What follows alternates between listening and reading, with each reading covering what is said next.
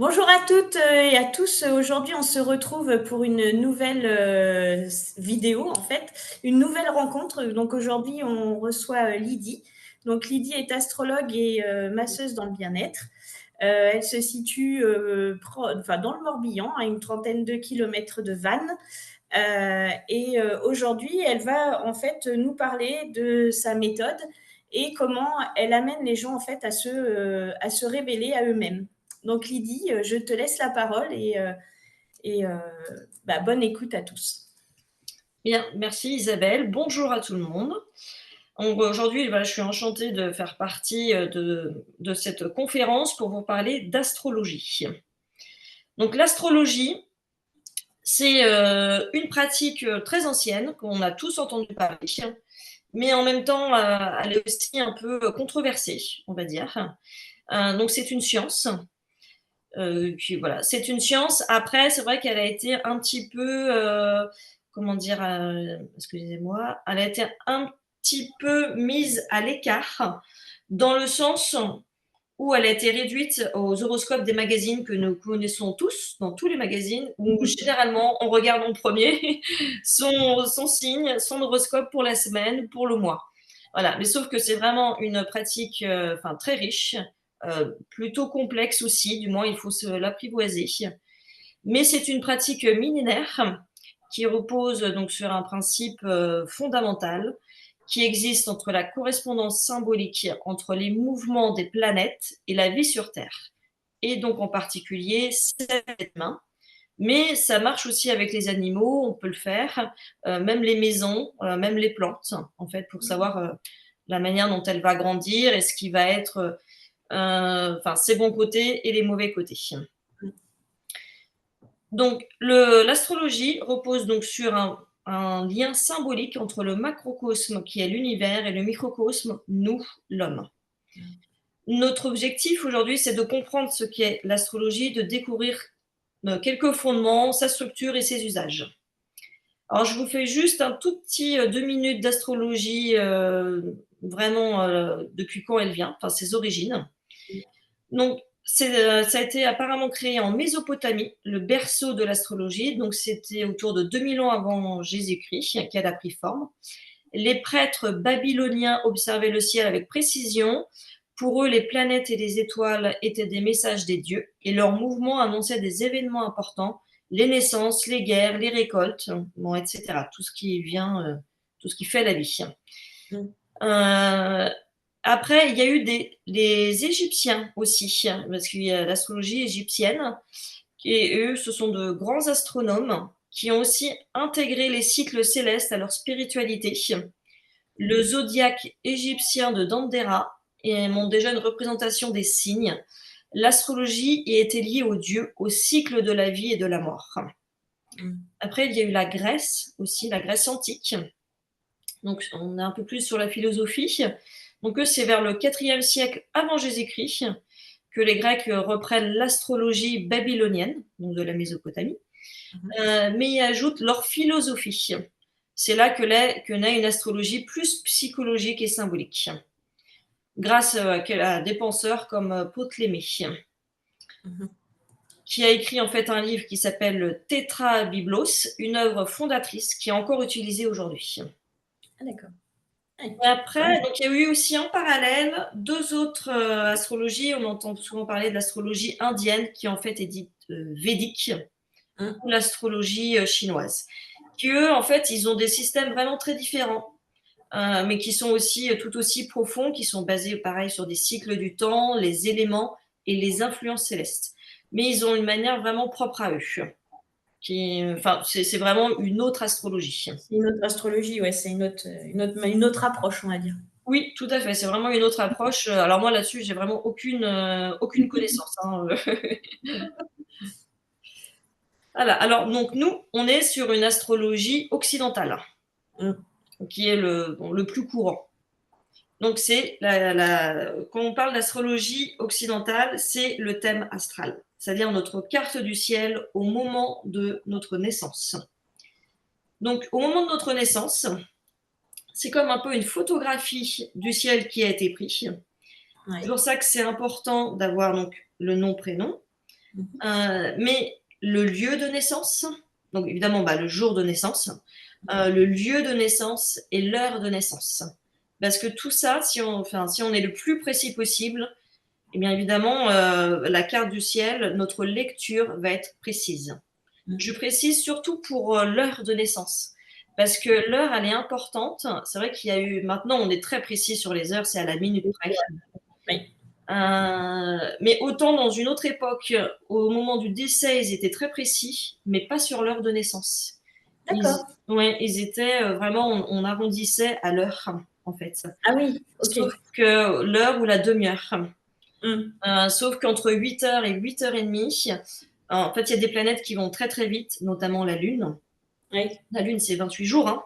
Donc, il suffit qu'elle se trouve entre deux signes, et ben, ça va pas donner la même tonalité. Et c'est pour ça que quelquefois, des personnes qui n'ont pas vraiment leur heure précise, ils peuvent ne pas se retrouver dans un thème astral parce qu'on part du principe, on le fait à midi, en fait, si on n'a pas Ah l'heure. oui. Mmh. Ah oui, d'accord, OK. Ouais. Oui, voilà, c'est surtout ça. Et l'ascendant, ça va vite aussi. Ouais, donc ça peut jouer aussi les personnes qui naissent à la maison, il y a quelques années encore où les enfants naissaient à la maison et où effectivement l'heure était pas forcément, Oui, notée à la minute et même des fois déclarée bien plus tard et ça peut, oui, effectivement avoir une tout à influence. fait. Moi, je sais que mes parents, ils ont des heures rondes, en fait. C'était, D'accord. ouais, c'est à peu près, voilà, c'est à peu près. Ouais.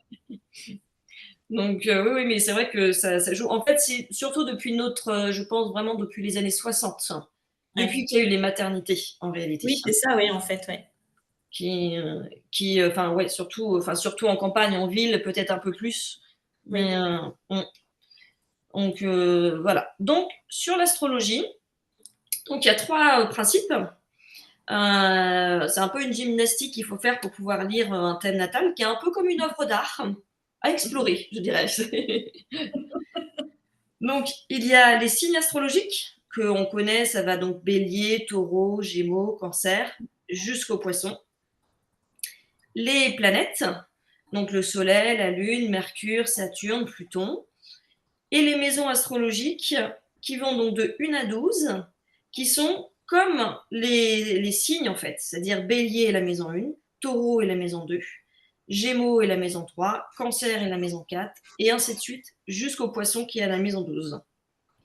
Et ça, c'est une gymnastique en fait à lire sur une carte natale.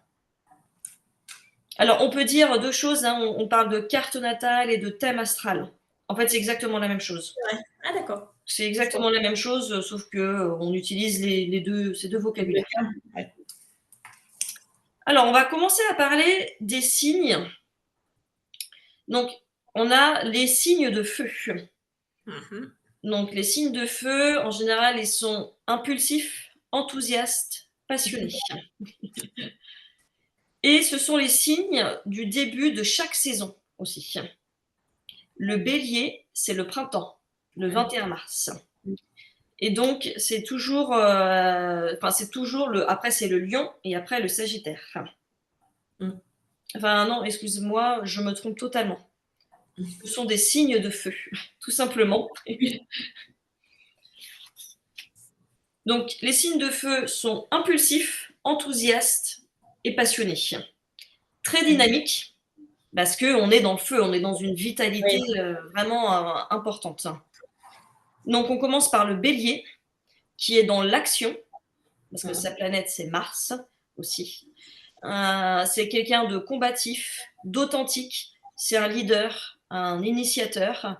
C'est le printemps, hein, donc c'est là où tout va éclore. Donc il faut une très grande énergie pour que les graines, elles puissent tout simplement éclore. Mmh. Donc voilà, c'est quelqu'un de ouais, vraiment leader, un initiateur, un combattant, un courageux. Il est quand même représenté par le gladiateur, donc c'est celui qui va dans l'action, qui va Mmh. emmener les autres aussi.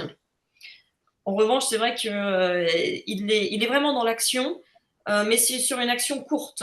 Il n'est pas dans c'est pas un endurant. Ah oui. Mm. OK. Mmh. Mais par contre, il va donner son action, mais à 100% sur le moment. Mmh. Donc voilà, ça c'est vraiment le signe de feu. Après, on a le signe du lion en feu. Donc en plein milieu de l'été. Le lion, alors lui, il est vraiment représenté comme le lion dans la jungle. Il est plutôt rayonnant, assez charismatique, hein, quand on le voit arriver, il impose. Généreux. Comme on parle du cœur de lion, hein, et on a eu, c'est le généreux cœur de lion, Richard Cœur de Lion. C'est vrai. Ouais. On a eu aussi un roi, Louis XIV, qui était lion, était plutôt rayonnant. Oui, le roi soleil. Oui, le roi soleil. Et donc, il fait les choses vraiment à partir du cœur. D'accord. Il a un certain charisme. Il est aussi plutôt assez patriarcal. C'est-à-dire que c'est le patriarche, quoi. Donc, puis il a la notion d'existence assez importante. Et il est aussi dans la créativité. D'accord. Ouais, c'est quelqu'un, autant je sais dans la numérologie, la créativité, c'est au chiffre 3, autant la créativité, c'est vraiment au signe du lion. D'accord. Oui, c'est pas faux. Je note, hein, parce que j'ai un de mes enfants qui est lion, alors je prends des notes. Ah oui, d'accord.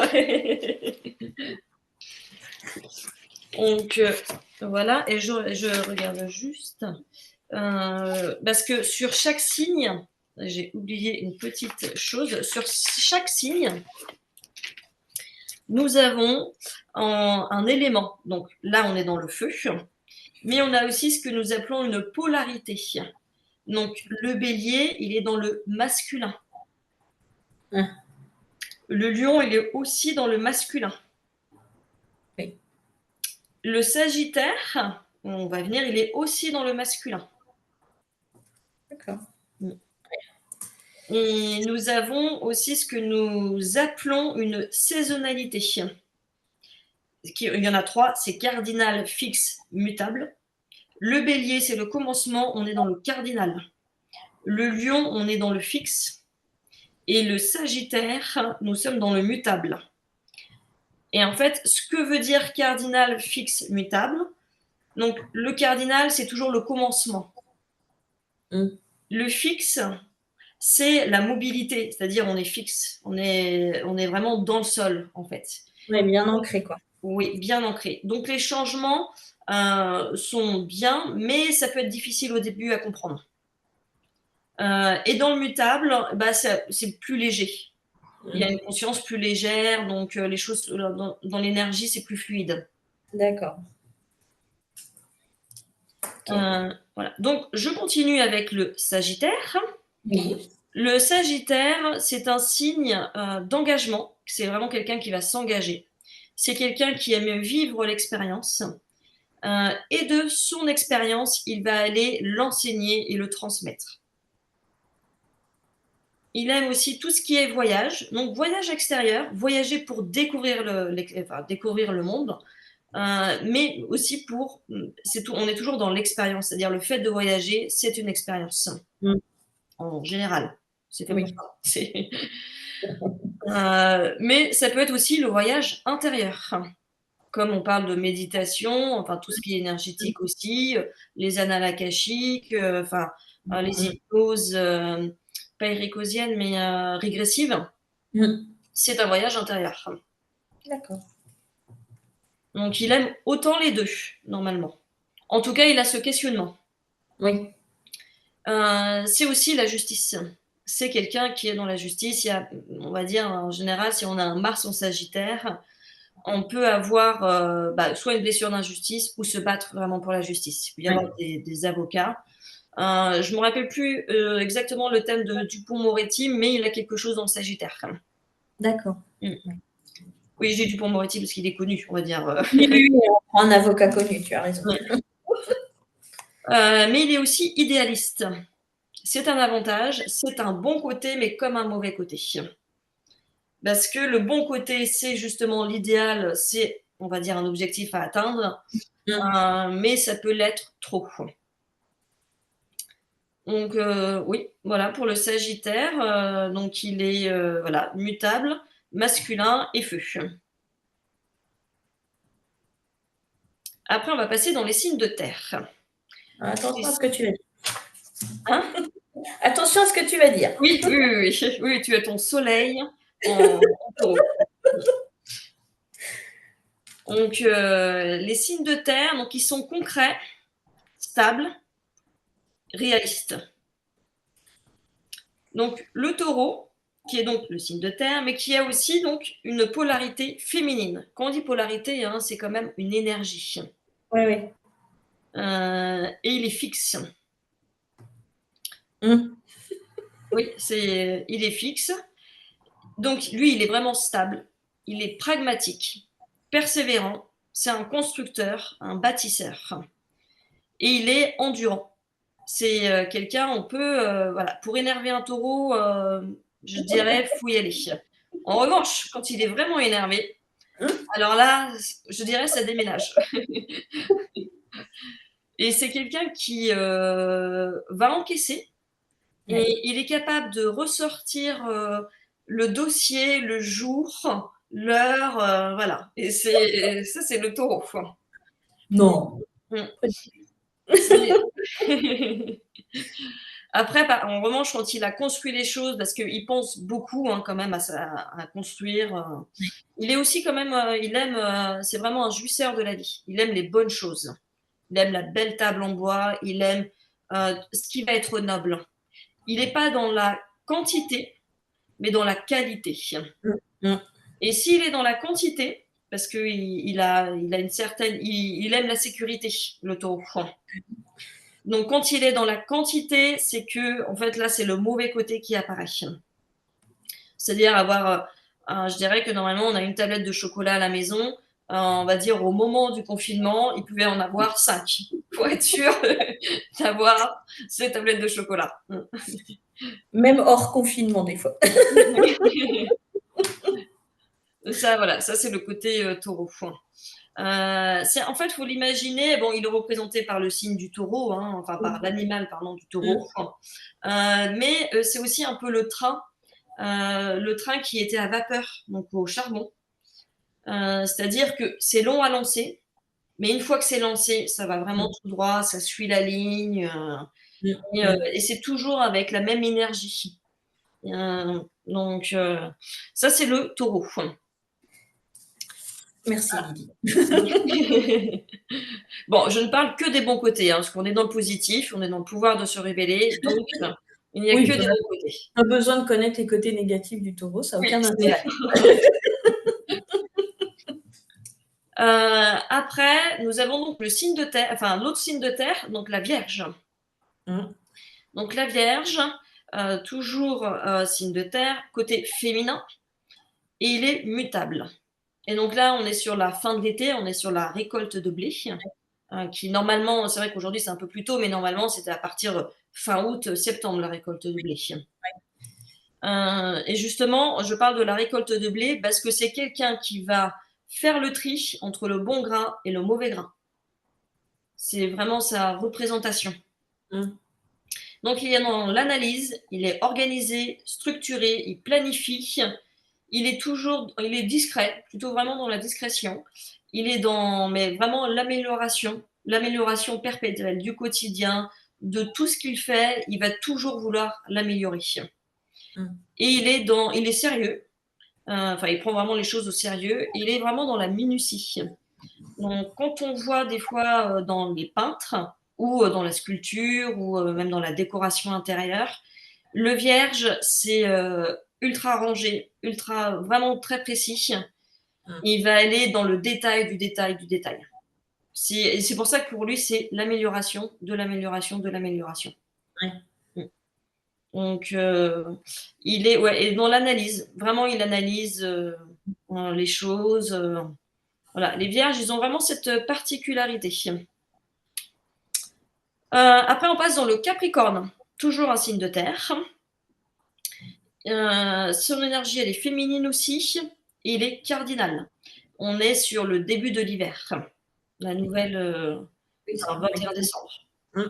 Donc, c'est quelqu'un qui est responsable, mature, endurant aussi, comme le taureau, réaliste.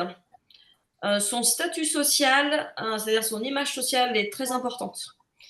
Et lui, il aime, enfin, il a une évolution intérieure. En fait, il est représenté par 2 images, le Capricorne.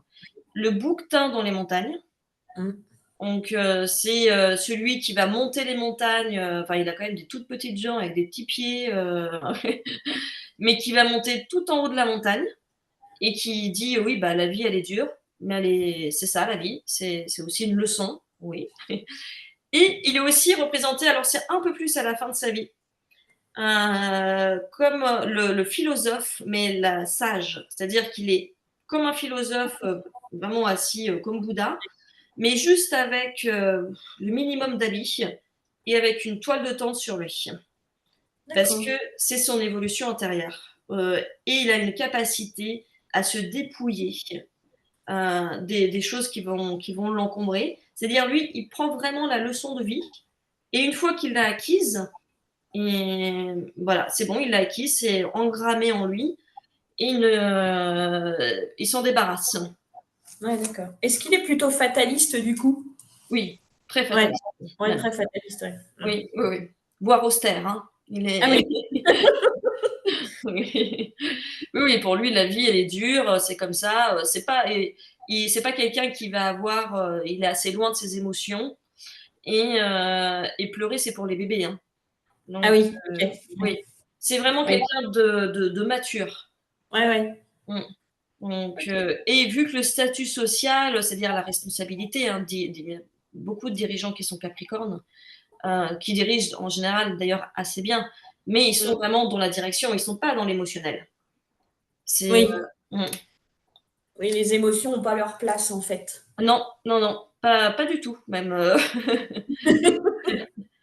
Donc, il en aura s'il est ascendant cancer ou d'autres signes, mais on va dire un Oui, signe parce d'eau. que du coup, après, c'est l'ascendant qui va venir en fait, on va dire un peu modifier. Ah oui. Ah, on peut Ouais, tout à fait être différent en fait du soleil qu'on a dans son signe. C'est-à-dire, d'accord. alors le soleil, quand je dis le soleil, c'est là où on est né. Toi, tu es taureau, donc Mm, ton soleil est dans taureau. mm. Mais si tu es taureau, tu as son soleil en taureau, mais j'ai d'ailleurs ton thème. Je ne m'en souviens plus exactement là, mais toi, tu n'as que ton soleil en taureau. Tu as des choses en poisson, d'ailleurs, qui m'avaient Oui, interpellée. ouais. Il faut juste que je retrouve ton thème. Et je me permets, hein. Oui, oui, vas-y. Comme ça, je l'aurai sous les yeux, ce sera plus facile. Oui, toi, tu n'as vraiment que ton soleil en taureau et ton ascendant, voilà, est en poisson. Je savais qu'il y avait parce que Ouais, c'est ça, ouais, ascendant ouais, poisson. ton ascendant est en poisson et tu as Vénus aussi, donc la planète du taureau en poisson, et Jupiter, qui est la planète du Sagittaire. Tout va bien. Oui. Après, ton côté très énergétique, un côté spirituel, est vraiment très important. Mm, Donc, en plus, vu que tu as 2 autres planètes en poisson, on est dans le social aussi, l'expansion sociale, hein, mm, de la planète du Jupiter. Les leçons prises, hein, l'enseignement. mm. Donc, voilà, en poisson, bah, ça accentue. La seule chose, c'est que vu qu'on est aussi dans la justice, ça peut accentuer la blessure d'injustice. Oui, je C'est, confirme. oui. Donc, voilà, le fait que tu crées aussi, enfin, tout ce que tu es en train de créer aujourd'hui, bah, on est dans le social, c'est-à-dire on Ouais, partage. ouais, J'ai appris des choses, donc maintenant je le transmets. ouais, c'est la C'est transmission, ouais, complètement. Oui. Et en Mm, plus en Vénus, donc c'est donc la maison enfin en maison 2, mais enfin toi c'est en maison 1, mais en Taureau, qui est la maison, enfin la planète du Taureau, et bien, c'est toujours donc dans une énergie féminine, mm, mais on est aussi dans la sensualité, le rapport au corps, mm, parce qu'on est dans le concret avec le Taureau, donc le lien à la terre, le rapport au corps et dans le féminin, donc ce que toi tu es en train de créer aujourd'hui, et dans l'endurance, dans le chemin, enfin comme le train. Voilà, ça se Ouais. met en place et Mmh. après ça va toujours suivre les mêmes, enfin les mêmes rails, on va dire. Oui, ouais, ouais, ouais. Mmh. Bon, donc je suis bien à ma place, c'est bien. Oui. Voilà, donc maintenant on va passer aux signes d'air. Mmh. Donc signes d'air, c'est plutôt des intellects, des communicants, sociables. Quand je dis intellect, c'est qu'on est sur l'intellectuel, hein. Mmh. Donc signe d'air, Gémeaux. Donc Gémeaux, c'est, donc le 3, enfin la maison 3, le troisième à partir du Bélier. Donc on est dans la curiosité, adaptabilité, la légèreté, communicatif, joyeux. Quand on dit la curiosité, c'est qu'il est vraiment prêt à découvrir, plein de sujets. Après, il Mmh. n'ira pas en profondeur dans le sujet. Ouais. Mais c'est quelqu'un de, on peut le voir quelquefois dans des soirées, enfin quand on fait des choses, il va aller discuter avec tout le monde, dire bonjour, comment ça va, il va passer comme ça de personne en personne, mais il va s'y intéresser en première approche. Ah oui. Mm. C'est donc il est représenté par le signe jumeau, on va dire. Euh, mais et c'est un peu celui, pour moi, je le vois avec des papillons aux pieds, toujours à aller à droite et à Ouais, à gauche. papillonner quoi, ouais, Oui, à butiner. c'est Ouais. ça. Par Mmh. contre, il est multitâche, hein, il peut faire plusieurs choses en même temps. Ouais. Mais c'est toujours la même chose. Il ira parce qu'il est adaptable, parce qu'il est très léger, il est joyeux, il est communicatif. Sa planète, c'est Mercure, donc il est aussi quand même dans l'analyse des choses, dans la pensée. Mais il va pas essayer, il va pas aller sur un sujet en profondeur. Ça va pas être un mathématicien, enfin, il aura d'autres choses, quoi. Enfin, comme c'est un Aurélien, c'est ça, en France, qui a eu un prix, un grand prix, Oui. enfin, un grand prix de mathématiques. Lui, bon, lui, on va dire quelqu'un qui est vraiment à fond dans le sujet, quoi. Ouais. Le Gémeaux, non. Non, il n'ira pas à fond dans le sujet. Même si le sujet l'intéresse, hein, il ira bien sûr jusqu'à ce qu'il l'intéresse, mais pas plus loin. Mmh. Ça, c'est vraiment. Par contre, c'est vrai que c'est quelqu'un d'assez juvénile, les Gémeaux. Donc, que tu en connais un qui est Thierry, qui va venir après naturopathe. Bon, il n'est pas que Gémeaux, hein, quand même, hein, je précise. Mais il est plutôt juvénile, hein. Mmh. Joyeux, voilà. Oui, ça le représente bien. Oui, voilà, c'est quand même c'est la blague facile, Mmh, donc c'est oui, ça. voilà, ça c'est le Gémeaux. Voilà. On va passer donc à l'autre signe d'air qui est Balance. Donc Balance, qui est souvent représenté donc par alors, les 2 balances, mais donc souvent c'est un peu associé à la justice, mais en réalité c'est pas la justice, c'est la justesse Ouais, précisément. ouais, l'équilibre. Oui, voilà, c'est vraiment l'équilibre, Mmh. l'harmonie. C'est plutôt un diplomate. C'est quelqu'un Mmh. qui va prendre euh, tous les avis de chacun pour après en faire une médiation. C'est le médiateur. Mmh. Mmh. Voilà, voilà. Alors par contre, c'est vrai qu'en revanche, il n'aime pas des conflits. C'est pour ça qu'il va prendre l'avis de chacun et discuter avec ça sans que ce soit conflictuel. Ouais, Donc on en a besoin, je dirais. c'est ça. Après, il aime aussi tout ce qui est esthétisme, c'est-à-dire les jolis tableaux, que la musique aussi, hein, parce que l'esthétisme, c'est sur tous les sujets. Donc les jolis tableaux, les musées. Il est aussi vraiment dans le social, les relations sociales. C'est quelqu'un Mmh. qui aime aller boire des verres ou un café avec des amis. Parce qu'il y a une relation sociale, on discute de tout, de rien. Mais c'est quelqu'un qui va aussi aller se promener dans les musées, tout ce qui est art. Tout ce qui est art, il aime, il aime. Ça peut être le cinéma aussi, hein, mais ça va être fait avec justesse. Ouais. Il va pas être autant dans la précision que le vierge, mais il peut apprécier le détail du vierge. Mmh. Mmh. Je n'ai pas dit que donc c'est Cinder et son énergie est masculine. et il est cardinal. D'accord. Donc, oui. Et on est au début de l'automne, puisqu'on est sur l'équinoxe d'automne. Oui. Donc, voilà, pour le balance. Maintenant, le signe d'air, le verseau. Donc, d'ailleurs, nous disons le verseau, tandis qu'on devrait dire le versaire. Ah. Oui, parce que c'est un signe d'air, tout simplement. Ah oui, Ouais. exact. Oui. Mhm. Donc, on est dans le signe donc, du Verseau, qui est l'originalité, son indépendance très importante, la liberté.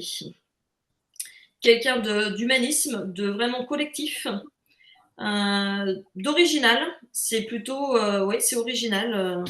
Il est, on le connaît dans le professeur Tournesol, dans Tintin. D'accord, oui, ok. Quelqu'un d'inventif. Mhm. C'est pour ça qu'on dit qu'il est visionnaire. Donc là, nous sommes en plus rentrés plutôt en Verseau depuis le 19 novembre.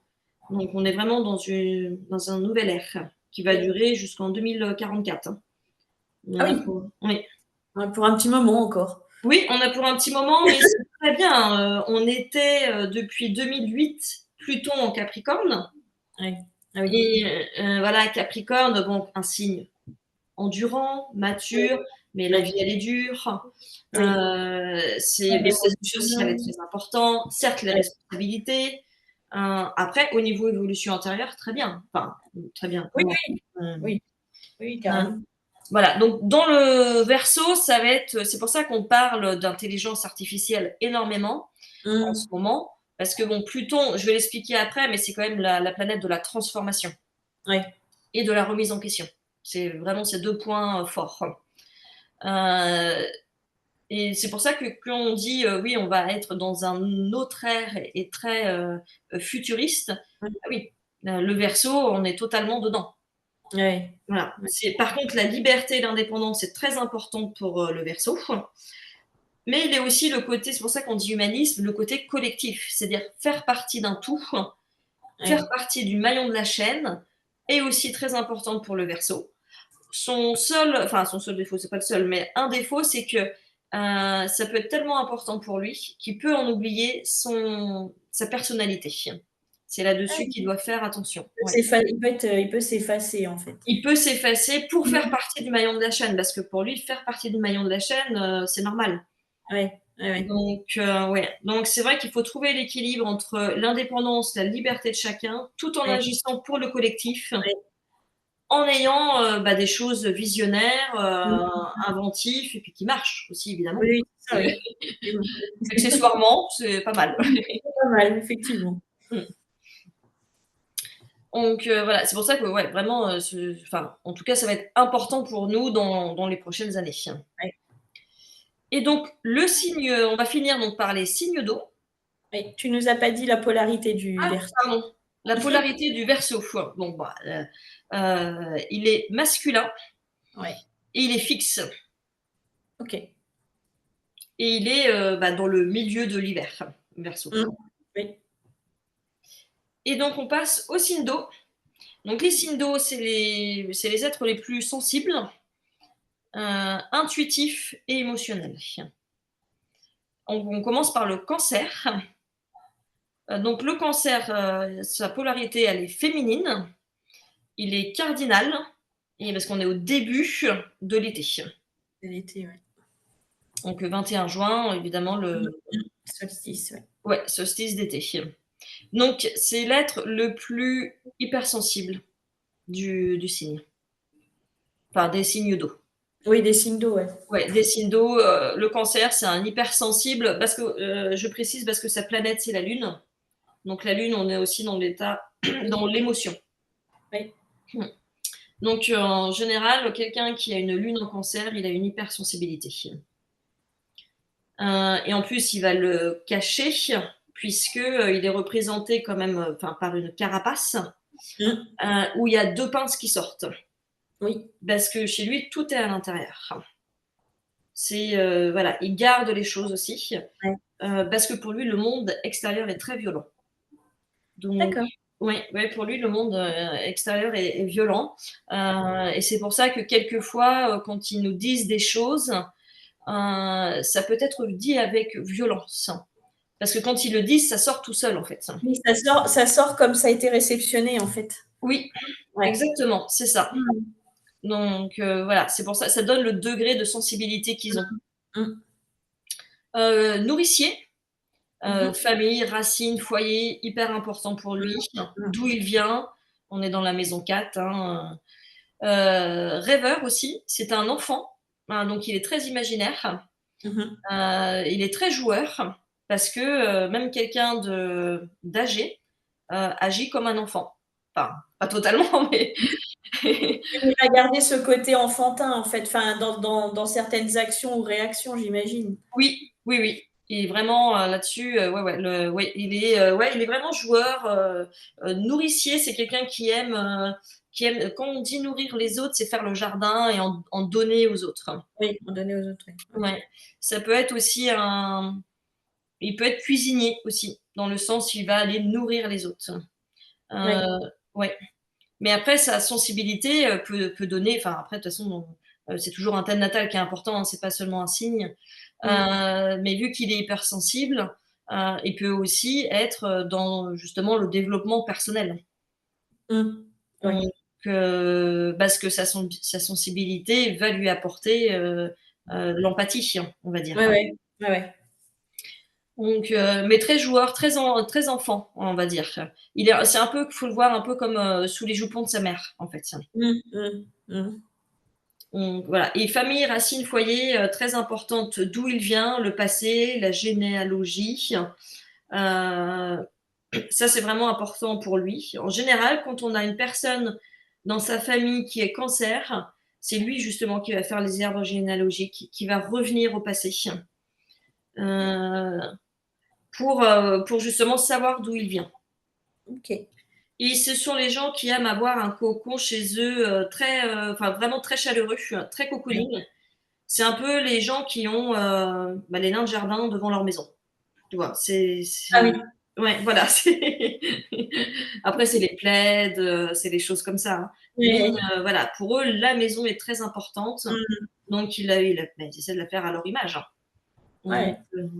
voilà, pour donner un exemple, moi, mon père est Cancer et heu et donc nous n'a il n'a pas mis les nains de jardin, je précise, mais c'est un passionné d'aviation.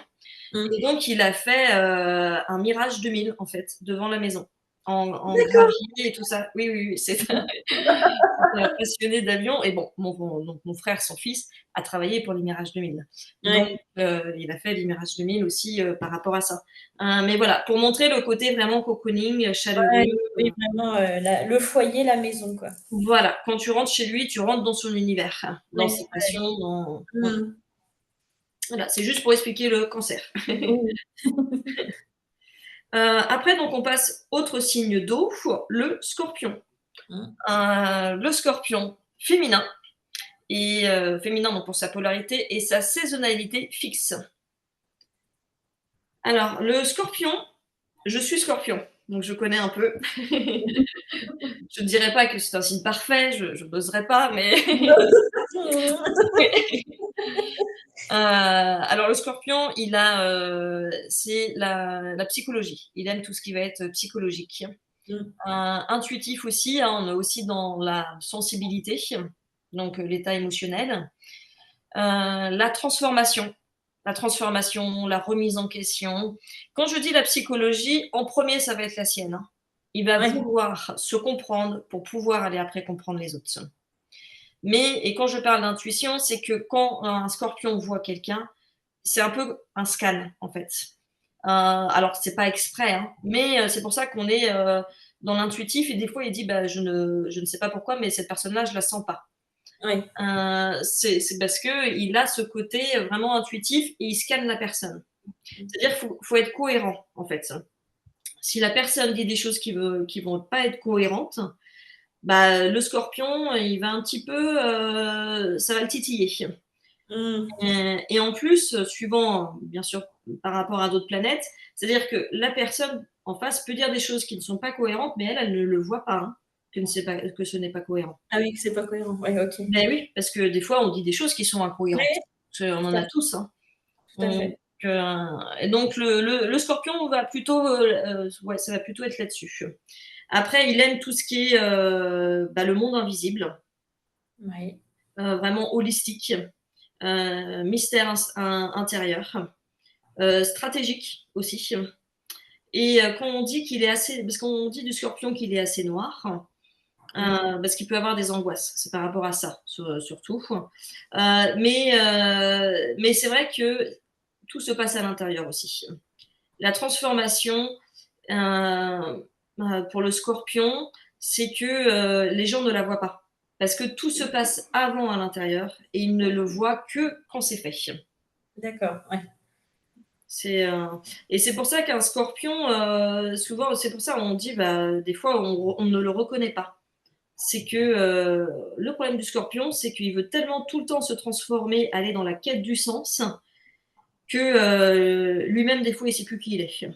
C'est C'est ce que j'allais dire, ouais. Pour en avoir ouais, côtoyé certains, ouais, effectivement. ouais, C'est enfin, c'est de l'extérieur, c'est ce qu'on ressent à un moment, ils savent plus qui ils sont exactement, quoi.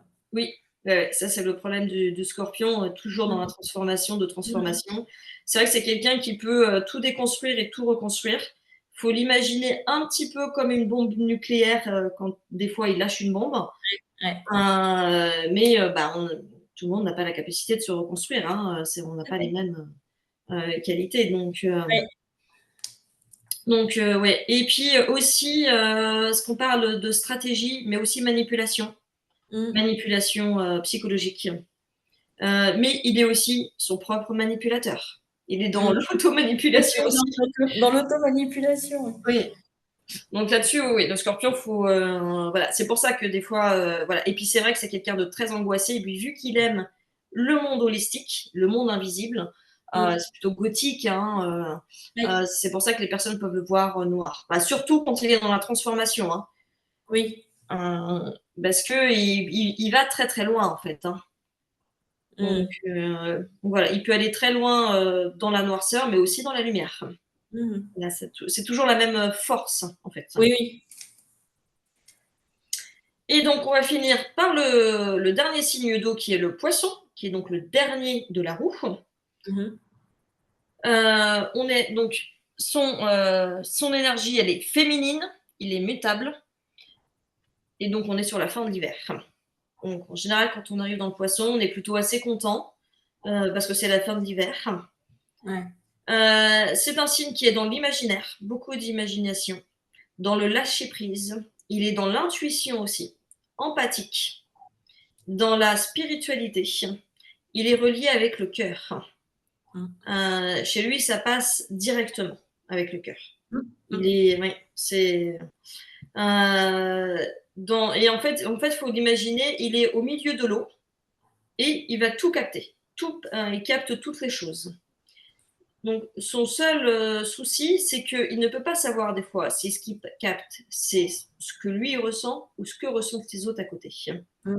Mmh. là-dessus qu'il doit prendre un peu de recul Mmh. pour au moins se poser la question. La question, oui. Mm. Donc, lâcher prise. Donc, quand on a, comme toi, ascendant poisson, Mmh. le lâcher prise, c'est pas forcément toujours évident, mais il a cette force. Oui. Ouais. C'est vrai. Et justement, quand on est dans le lâcher prise, tout roule, je dirais. Oui. Tout s'aligne. Mmh. Ouais. Donc, voilà, spiritualité pour lui, c'est vraiment très important. Les Mmh. vagues, on va dire religieuses qui ont eu, alors, euh, ont eu lieu justement quand il y a eu un Pluton en Poisson. D'accord. Oui, parce que oui, oui, parce que le Pluton, on est dans la planète de la transformation. Oui. Ah bah oui. Donc, ouais, voilà, on a eu, ouais, ouais, c'est vraiment pour lui, c'est important. On fait partie du tout, en fait. Oui. C'est-à-dire, on est juste un. Mmh. Sa planète, qui est Neptune, eh bien, nous étions en Neptune. Oui, nous sommes le 16 avril. On était en Neptune depuis 2011 ou 2012. Neptune en poisson, je veux dire. On était à Neptune Ouais, en poisson exactement, donc dans sa planète, donc là où l'énergie est au maximum, il n'y a pas de dualité, de choses contraires. Et donc, dans la spiritualité, il y a eu une très très grosse vague depuis 2011-2012. c'est vrai, ouais. Mm. Oui, on s'en rend compte qu'il y a beaucoup plus d'ouverture en tout cas et on est beaucoup plus sollicité en tant que thérapeute effectivement d'aller dans ce sens-là avec les clients. Oui, exactement. Ouais. C'est Oui. vrai. Donc voilà, et donc l'énergie, c'est pour ça qu'on parle aussi d'énergie des planètes, quand on dit Oui, qu'elles agissent sur l'homme, oui, c'est-à-dire malgré nous, ça agit en fait. oui, oui, oui, bah oui. On peut aller contre, je dirais, vraiment contre soi, enfin, de faire exactement ce que la société dit sans s'occuper de nous, Oui. mais ça ne marche pas. Forcément, on se prendra, enfin, et Oui, il y a des choses qui agissent au-delà de nous. ok. Donc, ouais, ça c'est le poisson. Imaginaire, voilà, vraiment spiritualité. Pour lui, c'est important, en fait, parce qu'il fait partie du tout. Il faut Oui. comprendre qu'il fait partie du tout. Donc, on n'est pas du tout dans l'individualisme, en revanche. Non. Ça peut être son défaut. C'est une qualité, mais ça peut aussi être un défaut. Ouais. Oui, c'est vrai. Mm. C'est vrai. Alors, maintenant, on va parler des planètes. Mhm. Donc, les planètes, on va parler en premier pour faire. Alors, c'est parce que ça peut paraître. C'est pour ça qu'astrologie, c'est assez dense. Mais j'ai quand même catégorisé par des planètes. Au départ, on va parler des planètes personnelles, c'est-à-dire celles qui sont de notre personnalité. Donc, les planètes personnelles sont le Soleil, la Lune, Mercure, Vénus et Mars. Mhm. Donc le Soleil, quand on parle, toi tu as ton Soleil en Taureau, moi j'ai mon Soleil en Scorpion, Mhm. c'est toujours par rapport au signe, c'est-à-dire au moment où nous sommes nés, eh bien le Soleil était dans ce signe, c'est-à-dire que pendant presque 30 jours, il illuminait ces planètes-là. Bon, le Soleil est toujours très lumineux de toute façon, mais Oui, c'est vrai. le Soleil, et c'est la planète principale par contre du Lion, donc le côté rayonnant du Lion. C'est parce Oui, que lui, d'accord. sa planète, c'est le Soleil. D'accord, oui, ok. Donc le Soleil, c'est l'identité pure, son ego aussi, sa volonté, son énergie vitale, et c'est qui je suis au fond de moi. Mhm. C'est vraiment ce que ça va parler. La Lune, qui est donc la planète du Cancer, c'est l'émotion, l'instinct, le monde intérieur, la sécurité affective. C'est pour ça qu'on parle, quand on dit du Cancer, dans les jupons de sa mère. Bien. Comment je ressens et je réagis émotionnellement. Et c'est pour ça qu'on la lune. En fait, le soleil éclaire la lune la journée, mais la lune restitue sa lumière la nuit. La nuit, oui. Et c'est d'ailleurs pour cette raison que la nuit, souvent, on se pose beaucoup plus de questions que la journée. On ressasse des choses. On se Mm. pose les questions, justement, l'émotion qui a été traversée. Des fois, on la revit. C'est parce qu'on est vraiment, la lune, c'est l'émotionnel. Donc, Mercure qui est la planète du Gémeaux, mais aussi la planète du Vierge. Donc la Mercure, la communication, l'intellect, la logique, l'expression de soi. Mm. Comment je pense et comment je communique. Mm. Vénus, qui est la planète du Taureau, et aussi la planète de la Balance. Donc on est dans la sensualité, on est dans l'amour, dans la séduction, les plaisirs.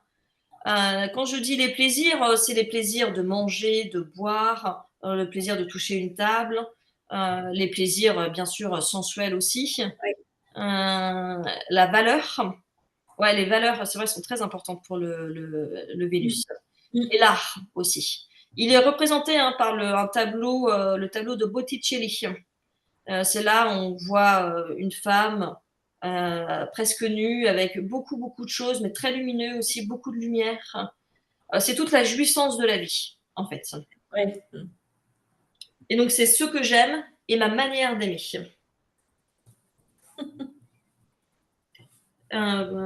Toujours sur les planètes personnelles, le Mars.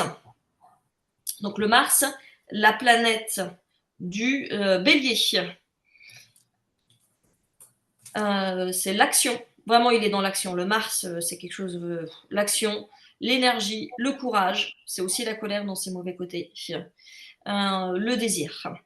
C'est comment j'agis, comment je mets en place mes actions, comment je me défends et comment je désire les choses.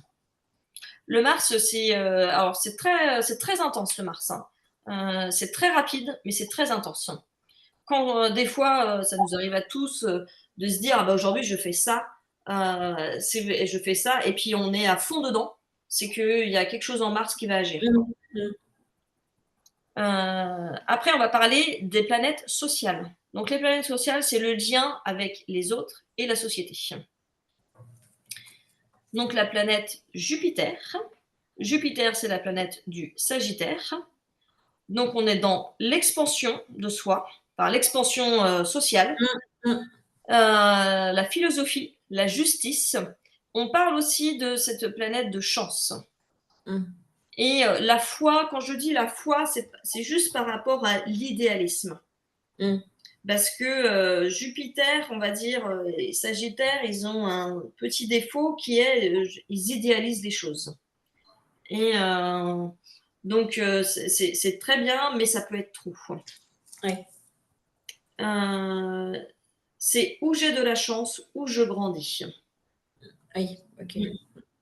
Toujours l'expérience aussi. C'est ça, ouais. Donc Saturne, on est toujours planète sociale. Saturne, donc planète du Capricorne. Et oui, en planète première, c'est que le Capricorne. La responsabilité, on est dans le squelette, la structure, les limites, la discipline, le temps aussi. Oui, c'est Chronos. Et représenté dans les dieux grecs, c'est Chronos. Où je suis mis à l'épreuve pour évoluer. Et c'est le cadre, vraiment le cadre. C'est la relation au père aussi, Saturne. J'ai oublié de dire ça, que Saturne, ouais, c'est vraiment la relation au père. Et la Lune, c'est la relation à la mère. Donc c'est vrai que quand on dit Saturne, le cadre, en général, ça a été en tout cas le côté masculin qui a donné le cadre. Après, on peut tout à fait avoir une relation à sa mère en Saturne, suivant elle, son thème natal. Oui. C'est pas, enfin, je veux dire, les choses ne sont pas ni noires ni blanches, quoi. Oui, c'est ça, ouais. De toute façon, comme je l'ai dit en premier, vraiment un thème natal, c'est une œuvre d'art. Donc tout est possible. Et en plus, vraiment, il n'y a pas deux thèmes natals qui se ressemblent. Enfin, et il peut y avoir des similitudes, mais vraiment chaque thème natal est unique. Oui, même pour des jumeaux, c'est différent aussi. Même pour des jumeaux, toi qui as des jumeaux, oui. C'est pas parce que c'est vrai que. Même si pas né à la même minute non plus, même s'il y a peu d'écart, effectivement. Ouais. Et donc la manière dont on ressent les choses ne sont pas les mêmes pour les deux. Et après, on parle des planètes transpersonnelles qui sont donc là dans la transformation et la conscience. Donc Uranus, qui est la planète du Verseau, donc le signe novateur. Mais Uranus, c'est la rébellion, le changement, l'innovation, la liberté. Ce que je dois bouleverser ou libérer. Et Uranus, des fois, il nous fait travailler. Il nous fait vraiment travailler. Il y a des choses, des fois, on pense depuis un certain temps, et d'un coup, il va arriver sur notre thème à un autre endroit. Et voilà, et ça va bouleverser. Ça peut être des fois un livre où ça fait longtemps qu'on pense à en écrire un, et d'un coup, il va arriver. Mais par contre, il va faire travailler. Il n'est pas toujours agréable. Mais ça va vraiment être là pour toi, pour te transformer et pour prendre conscience des choses. Donc, voilà. Uranus, Neptune qui est donc dans Neptune, la planète du Poisson. Donc, dans la spiritualité, on est en plein dedans, dans les rêves, dans les intuitions, dans l'empathie, dans l'illusion aussi. il peut donner l'illusion. C'est vrai que c'est une chose qui peut être magnifique de voir l'illusion, mais faut toujours avoir son propre libre arbitre. Ou je ressens de l'inspiration ou de la confusion. Ça, Ouais. c'est le problème de Neptune, c'est-à-dire que justement, dans l'illusion, c'est est-ce que c'est vrai, est-ce que c'est pas vrai? Oui. Je suis confus. Ou l'inspiration. L'inspiration spirituelle, hein, on l'a vécu là pendant un certain temps quand même, un certain nombre d'années. Je précise juste que vu qu'il est maintenant, il est passé en bélier, mais c'est vraiment récent, hein, depuis le 30 mars. Ah oui, effectivement, oui, ça fait que quelques jours. Oui, voilà. Et il faut savoir qu'une planète, parce que là on va arriver au Pluton, elle met toujours le temps qu'elle arrive dans un signe, quand ce sont des planètes transpersonnelles, Ouais. elles ont en fait une longueur à venir, parce qu'elles mettent longtemps à faire le tour de la Terre. Ouais. Elles mettent toujours 1 an à 2 ans pour prendre l'énergie de vraiment du signe. Ouais. Et en plus, et c'est pour ça qu'on est peut-être un peu bouleversé, je dirais, c'est qu'au départ, elles sont maladroites. Donc, elles arrivent, c'est quelqu'un qui ouvre la porte et puis qui va tout changer à l'intérieur de la pièce, quoi. Seulement, on n'est pas forcément prêt. Donc, voilà. Donc, en fait, c'est pour ça qu'on dit qu'elle est maladroite. Ouais. Et donc, on arrive au Pluton. Pluton, donc, dans la transformation, la remise en question, la régénération, mais la profondeur. Mm. Le pouvoir aussi, hein, toujours le pouvoir, puisqu'on est dans la Oui. manipulation. Oui. Hein. Oui. Là où je vis des crises, je me transforme. Donc, c'est pour ça qu'on est un petit peu en forme de crise aujourd'hui, Oui. mondiale, Oui. on va dire. Oui. Oui. Donc, voilà pour Ok. les planètes. Euh, ouais, je précise juste une chose. Donc, pour les planètes personnelles, ce sont donc les plus visibles pour nous dans la vie quotidienne. Et les planètes dites sociales ou transpersonnelles, elles parlent davantage de leçons de vie et d'évolution personnelle, d'évolution intérieure. Pardon. Oui. Oui. Oui. Ok. Ok. Ok. Donc voilà pour en soi les planètes. Isabelle, on a encore un peu de temps pour parler des maisons? Oui, tu as encore quelques minutes, ouais. Ok, donc les maisons, je précise donc les maisons astrologiques qui représentent à chaque maison représente un domaine de vie. Mhm. Et elles montrent où l'énergie des signes et des planètes va s'exprimer. Donc je reprends juste la maison 1, c'est le bélier. Ouais. L'image de soi, moi, l'apparence, le corps, son élan vital, la façon de commencer les choses et comment je me montre au monde. Donc c'est l'existence de qui je suis. Je prends conscience que j'existe. C'est un peu comme le bébé qui naît. Oui, c'est ça, oui. La maison 2, la maison du taureau, les ressources, l'argent, les possessions. Quand je dis l'argent, c'est plutôt les possessions matérielles, en fait.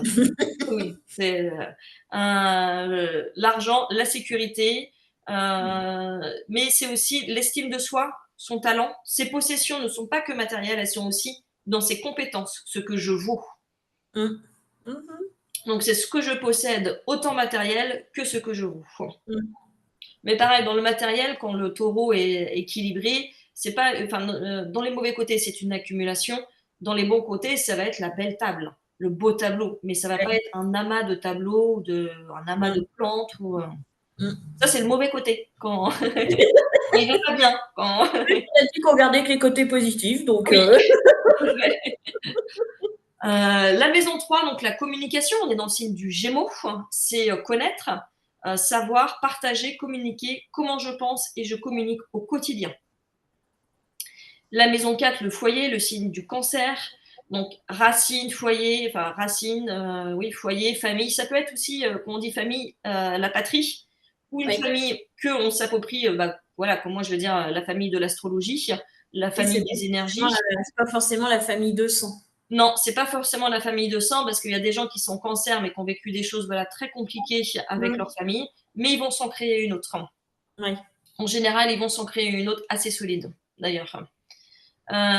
Donc l'intériorité aussi, son héritage familial, mais aussi émotionnel. Hein. D'où je viens, mon monde intérieur.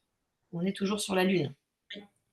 La maison 5, donc la maison du lion, la créativité, C'est vraiment très important pour le lion, en fait, la créativité. Tout ce qui est donc les jeux aussi, c'est un enfant, c'est l'expression, le plaisir, parce qu'il aime être vu, hein, la Oui. création. Donc il est assez théâtral aussi, hein, le lion. Ce qui me fait vibrer et rayonner. La maison 6, c'est le service, parce que la Vierge est au service des autres.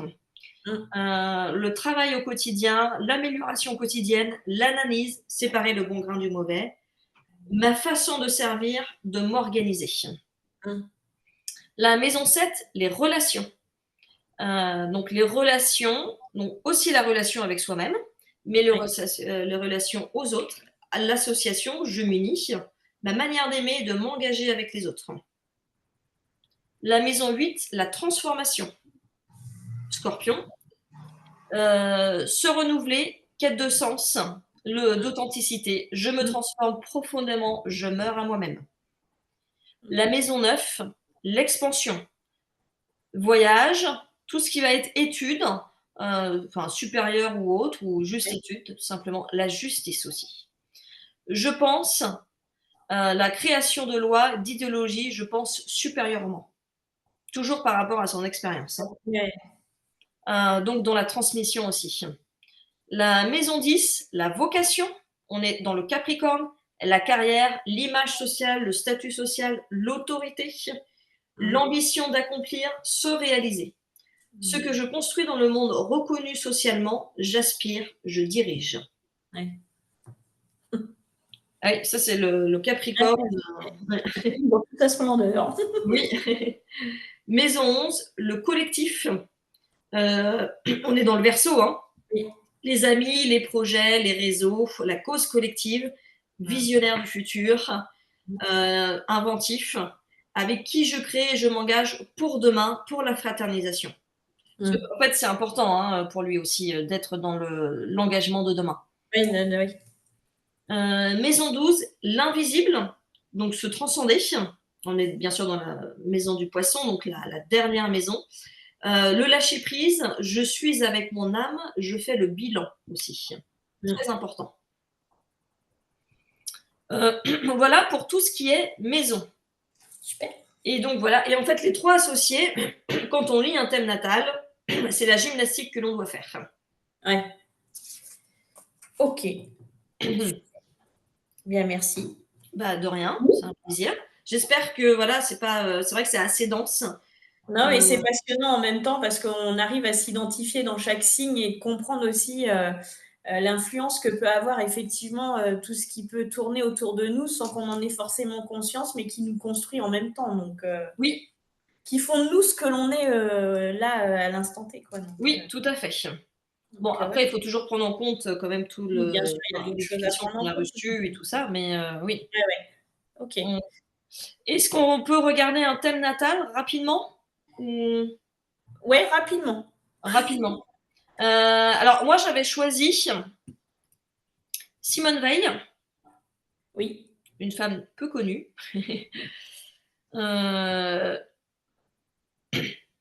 C'est tout simplement voilà, pour le pouvoir de se révéler dans l'aspect féminin. C'est quand même voilà, une femme qui a vraiment beaucoup fait pour nous. Hein. C'est vrai. D'ailleurs, vous pourrez retrouver son thème, je le mettrai en dessous la vidéo de Lydie. Vous pourrez le retrouver pour voir un petit peu aussi comment Lydie travaille.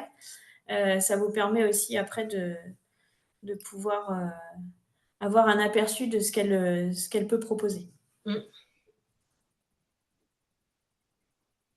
Alors, là, on le voit. Attends, je vais juste parce que oui. Alors, nous, on ne le voit pas. Ah oui, on ne le voit pas. OK. Alors, je vais juste préciser. On le mettra en dessous. On mettra en dessous. OK, très bien. Donc, alors, je vais juste me le mettre, moi, sur l'ordi. Ce serait plus simple qu'en dessous. Hop.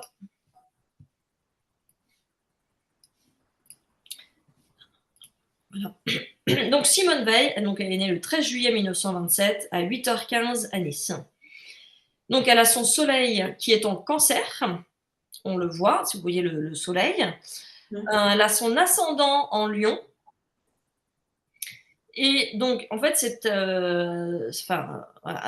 personnalité, donc, elle est quand même dans la famille, c'est une chose Mmh. importante, mais comme on vient de le dire, la famille, la patrie aussi, la sensibilité, c'est-à-dire, voilà, tout ce qu'elle a été, sensibilisée à tout ce qu'elle a Mmh. vécu.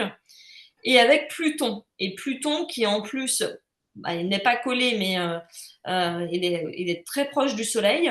Donc on est aussi dans la transformation, c'est-à-dire ce qui l'a fait souffrir, elle va le transformer. Mmh. Et on est dans la maison 11, la maison du Verseau. Donc on est dans le futur aussi. Et Oui. on est dans le collectif. Mmh. Donc c'est une part de la personnalité de Simone Veil. Mmh. Donc par rapport à tout ce qu'elle a fait pour nous dans son Ouais, tout ce qu'elle a engagement. fait, oui, tout à fait, oui. Et puis c'est oui, des Engagement, engagements envers la femme et oui, engagement politique, ouais, donc ça c'est vraiment, voilà, ça a été vraiment, très important dans sa sensibilité aussi émotionnelle, oui, hein. oui, Elle a été très touchée quand même par ce qu'elle a vécu, pendant la oui, guerre, et tout à donc fait. on est aussi dans la transformation et donner aux autres. Oui, oui, oui.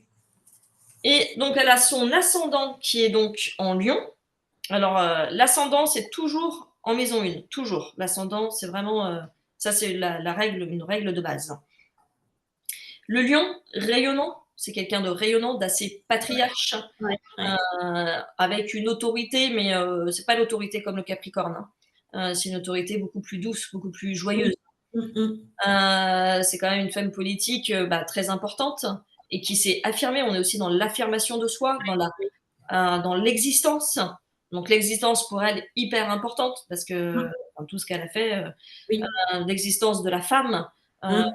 donc ça c'est vraiment, bah, là, l'ascendant Lion a vraiment beaucoup joué. Et en plus, elle a son Mars et Neptune qui sont presque collés, enfin 3 degrés d'écart, mais en Lion, qui ne sont pas dans la même maison, hein, qui sont en maison 12. D'accord. Donc Mars, c'est le trait rouge avec la flèche rouge, Mmh. et le Neptune, c'est comme le trident qui est en bleu. En maison 12, donc la maison du bilan, je fais le bilan. On est aussi bon, dans quelque chose, elle y croyait, quoi, la foi, la spiritualité. Oui. On est dans l'action, c'est-à-dire dans vraiment le faire, F-A-I-R-E, pas le faire faire, mais voilà, enfin, de ce que ça donne, en fait, un thème, quand on lit un thème, c'est ça. Et aussi dans le lâcher prise, parce qu'elle a su aussi donner quand même la liberté à chacun. Elle C'est ne vrai. l'a pas imposé. Non. Euh, donc on est voilà, dans cet équilibre-là, il y a quand même, enfin, des choses vraiment bien, je dirais. Oui. Enfin, en tout cas, son thème natal, là, on peut pas tout le faire parce qu'en plus, il y a une certaine complexité, hein. Puis on est aussi dans le bélier avec, dans la maison 8, Uranus et Jupiter qui sont collés au même degré. Donc on est Ouais. aussi dans le bélier, l'expansion sociale. Elle n'a pas Mmh. peur d'y aller. Oui, Elle est oui. aussi Ah, dans le c'était combat. une femme qui était quand même assez forte, hein, droite et forte, hein. Oui, tout Et à fait. Mmh. bon, elle est très représentative de ça, en tout cas, Oui. ouais. Oui, Ouais, oui, ouais. voilà. Donc voilà, c'est pour expliquer un peu le destin, enfin la destinée, Ouais, donc exact. et là, Très sa bien. lune en Capricorne, l'aide dans le sens où justement elle est pas trop dans l'émotionnel. Ouais. Mmh. Oui, bah, oui, justement, oui. Oui, et oui. Oui, le Capricorne est un bon signe, c'est vrai qu'on le coordonne mieux, mais alors je précise juste une dernière chose, Oui. tous les signes sont bien, le ciel, il a toujours été parfait, enfin il est parfait, et dans chaque signe, il y a des bons côtés et des mauvais côtés. Moi, Mmh. je n'ai précisé, que les bons côtés. Ouais. Les mauvais côtés, en fait, c'est, l'opposé, tout simplement. Oui, bah, oui, oui. D'accord. Donc Très bien. Très bien, très bien. Donc, si vous voulez faire votre thème astral, eh ben, n'hésitez pas à contacter Lydie. Vous aurez ses coordonnées juste en dessous de la vidéo. Donc, voilà, on reçoit en Bretagne, mais tu reçois aussi, j'imagine, en visio, si ah les oui, gens oui, sont. en visio, oui, par Zoom aussi. Oui, oui. Donc, voilà. Donc, il n'y a pas de souci. Vous pouvez contacter Lydie. Donc, voilà, je vous dis, donc, le thème astral de Simone Veil sera en dessous de la vidéo si vous voulez jeter un œil et voir comment Lydie travaille. Et en même temps, vous aurez ses coordonnées si vous avez cette envie, cet élan d'en savoir un peu plus sur votre personnalité. Elle se fera un plaisir, effectivement, de vous faire votre thème astral. En tout cas, merci beaucoup. J'ai trouvé ça super intéressant, super enrichissant. Bah, merci. Merci à toi, Et Isabelle, hein. Donc c'était vraiment un superbe échange et enfin super quoi. Vraiment, très bonne expérience. Merci. Et puis, bah, écoutez, on vous souhaite une bonne journée. Et puis bah, voilà, vous avez tout sur le site internet. Vous pouvez retrouver les vidéos des autres experts qui interviendront tout au long de ce sommet et puis leurs coordonnées qui iront avec. À tous une bonne journée et je vous dis à très bientôt. Oui, merci à tous pour votre écoute et bonne journée. Au revoir.